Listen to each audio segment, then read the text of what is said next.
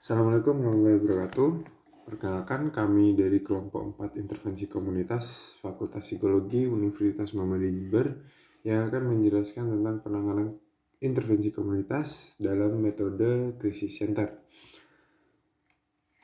Sebelum kita memasuki materi, lebih baik kita memperkenalkan diri dahulu. Ada beberapa anggota di kelompok kami. Yang pertama itu Fatimah Ratna Putri dengan NIM 001, yang kedua dengan saya sendiri Muhammad Fatrizky Nurfandi dengan NIM 027, yang ketiga ada Ferrari Hidayanti dengan NIM 029, yang keempat ada Dita Virgia Septiana dengan NIM 031, yang kelima ada Raudatul Amalia dengan NIM 045, dan yang terakhir ada Septi Widya Ismindari dengan NIM 067. Sebelum kita masuki materi inti, yaitu penanganan komunitas dalam metode crisis center, kita harus mengetahui dulu yaitu pengertian komunitas, tujuan intervensi komunitas, perbedaan intervensi komunitas dan intervensi individu. Apa sih pengertian intervensi komunitas? Menurut Wira Miharja dan 2019, istilah intervensi secara umum dapat diartikan sebagai adanya ikut campur pihak luar terkait permasalahan yang dialami oleh individu. Terlibatnya pihak luar dimaksudkan untuk memberikan perubahan secara terencana. Menurut Rohman menjelaskan bahwa proses pemberdayaan masyarakat melalui intervensi komunitas dapat dilakukan melalui beberapa model atau pendekatan, yakni pengembangan masyarakat lokal, perencanaan dan kebijakan sosial, serta aksi sosial. Nah, dari penjelasan tadi dapat kita simpulkan bahwa intervensi komunitas merupakan upaya pemberdayaan dan perubahan terencana terhadap komunitas yang dapat dilakukan melalui pengembangan masyarakat lokal, perencanaan dan kebijakan sosial, serta aksi sosial sendiri. Intervensi komunitas ini ada pendekatannya sendiri menurut Glenn yang dikutip oleh Adi tahun 2013. Pendekatan itu yakni pengembangan masyarakat merupakan model intervensi terkait dengan community practice atau praktek komunitas. Pendekatan ini pada dasarnya sangat kental dipengaruhi oleh pandangan yang berkembang dalam diskursus komunitas, di mana dari kesejahteraan pada diskursus ini dilihat dari adanya atau tumbuhnya partisipasi masyarakat. Nah, partisipasi masyarakat yang dimaksud dalam pengembangan masyarakat lokal ini merupakan wujud. Terdapat tujuan intervensi komunitas. Menurut Adi 2013 menjelaskan bahwa tujuan intervensi komunitas terbagi menjadi dua, yakni tujuan yang berorientasi pada tugas atau task goal dan tujuan yang berorientasi pada proses atau process goal. Adapun penjelasan dari kedua tujuan tersebut sebagai berikut. Yang pertama, tujuan yang berorientasi pada tugas atau task goal menekankan pada penyelesaian tugas atau pemecahan masalah yang mengganggu fungsi sistem sosial, seperti penyedia pelayanan, penyediaan jenis layanan baru, dan membuat terobosan baru. Yang kedua, ada tujuan yang berorientasi pada proses atau process goal, menekankan pada perluasan dan pemeliharaan sistem yang bertujuan untuk lebih mempererat relasi dalam komunitas, menciptakan pemecahan masalah secara baik oleh komunitas tersebut, menstimulasi masyarakat agar berminat dan berpartisipasi terhadap isu komunitas, mengembangkan sikap serta perilaku kerja sama, serta meningkatkan peran kepemimpinan yang berasal dari komunitasnya. Tujuan pada proses lebih mengintegrasikan dan mengembangkan masyarakat. Nah, untuk selanjutnya yaitu terdapat 3 model tujuan intervensi terhadap komunitas. Di antaranya yang pertama ada model perencanaan sosial, di mana model perencanaan sosial ini bertujuan sebagai pemberian tugas yang harus diselesaikan oleh klien atau kelompok sasaran. Yang kedua yaitu model pengembangan masyarakat lokal, di mana model pengembangan masyarakat lokal ini bertujuan untuk mengembangkan kapasitas dan juga pengintegrasian unsur-unsur sosial masyarakat. Oleh karena tujuannya, Demikian maka subjek pemberdaya lebih menekankan proses goal daripada teks goal. Untuk yang ketiga yaitu model aksi sosial, di mana model aksi sosial ini bertujuan untuk mengubah sumber daya dan juga relasi kekuasaan, perubahan institusi dasar, sehingga ia lebih menekankan by proses goal sekaligus teks goal. Untuk selanjutnya akan dilanjutkan oleh rekan saya. Baik, selanjutnya kita akan membahas terkait dengan perbedaan antara intervensi komunitas dengan intervensi individu. Intervensi individu merupakan suatu metode untuk membantu seseorang yang mengalami suatu gangguan. Hal ini bersifat lebih individu, artinya berfokus pada hubungan interpersonal antara klien dan terapis atau seseorang yang memberi bantuan, atau dapat dikatakan juga orang yang memberikan intervensi. Lalu, apa bedanya dengan intervensi komunitas? Intervensi komunitas merupakan upaya pemberdayaan terhadap suatu komunitas, upaya untuk membantu suatu komunitas menyelesaikan permasalahan di dalamnya. Kemudian di sini ada perbedaan dari segi keuntungan. Kita akan bahas terlebih dahulu dari intervensi individu. Dalam intervensi ke individu, kerahasiaan masalah klien lebih dapat dijaga.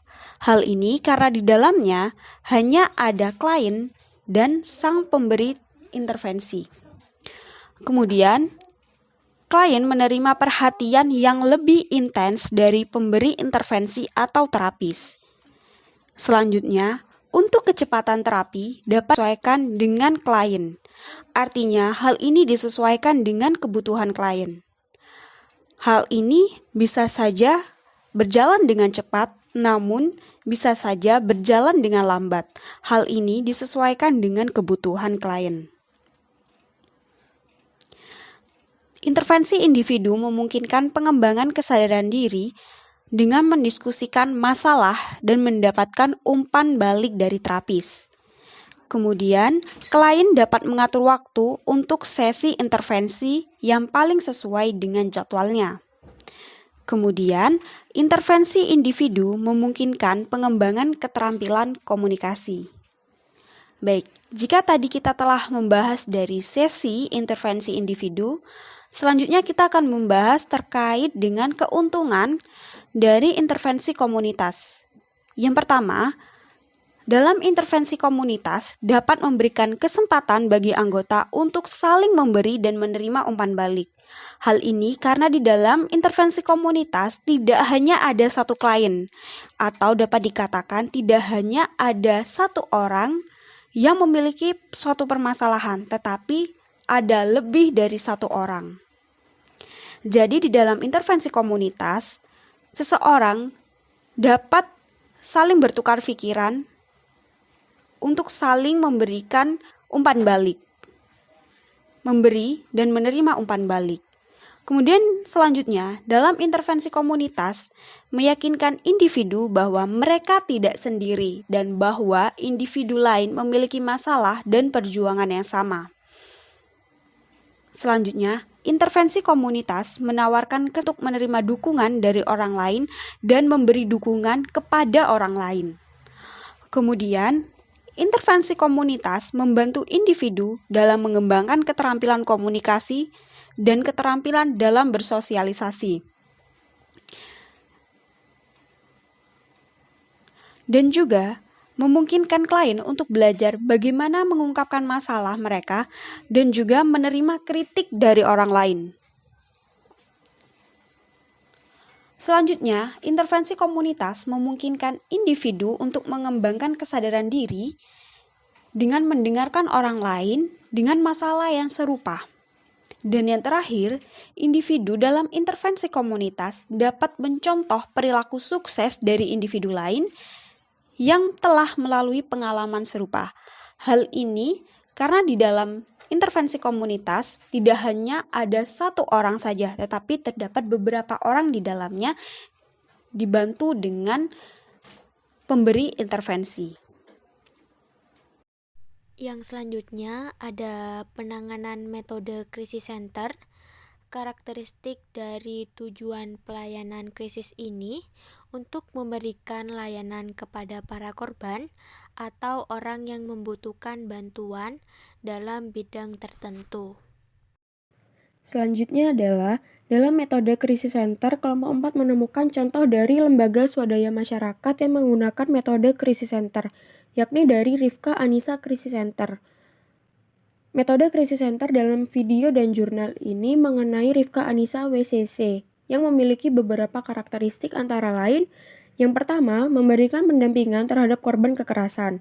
Layanannya berupa konseling psikologi, penanganan kesehatan, layanan spiritual, konsultasi permasalahan, pendampingan hukum, pendampingan psikososial, dan layanan shelter sesuai dengan kebutuhan dari korban. Lalu yang kedua, mengkampanyekan terkait kekerasan terhadap perempuan dengan membuka layanan konsultasi untuk laki-laki pelaku kekerasan dalam rumah tangga dan menyelenggarakan program-program inovatif terkait laki-laki yang anti kekerasan terhadap perempuan. Dan yang ketiga, bekerja sama dengan pihak-pihak terkait seperti rumah sakit, kantor polisi, lembaga bantuan hukum, dan organisasi sosial lainnya.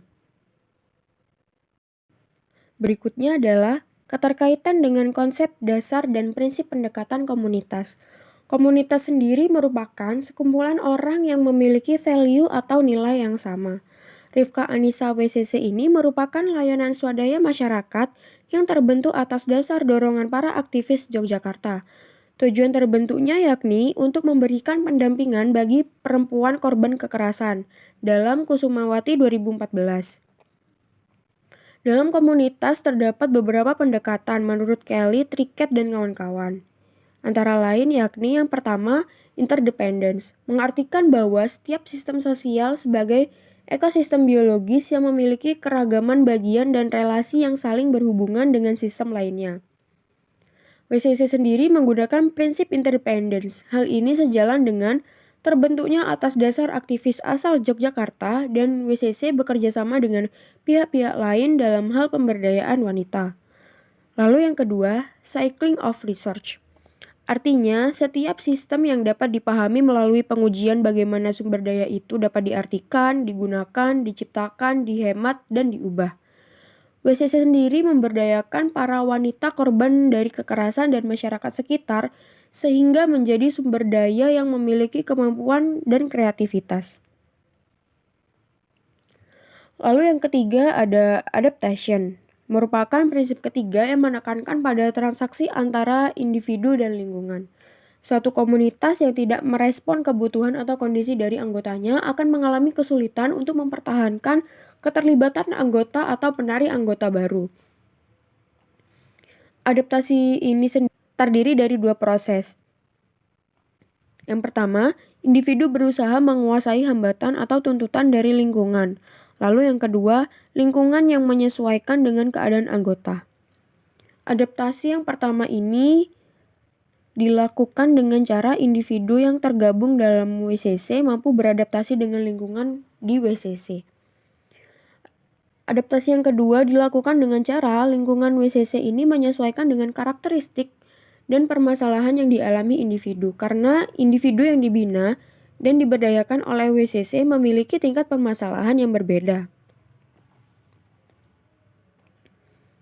Dan yang terakhir, suksesi. Suksesi sendiri merupakan suatu perubahan di dalam komunitas selama selang waktu tertentu. Jika dikaitkan dengan WCC, suksesi terjadi dengan adanya perubahan pengurus serta target yang diberdayakan. Seiring berkembangnya zaman, WCC tidak hanya berfokus pada korban wanita, akan tetapi memperluas pada anak, suami korban, dan juga masyarakat. Sekian presentasi dari kelompok 4, kurang lebihnya mohon maaf. Wassalamualaikum warahmatullahi wabarakatuh. Kesejahteraan sosial terkait dengan community practice. Sehingga partisipasi masyarakat sangatlah penting untuk mencapai keberfungsian mereka. Seperti mungkin selanjutnya ada tujuan komunitas.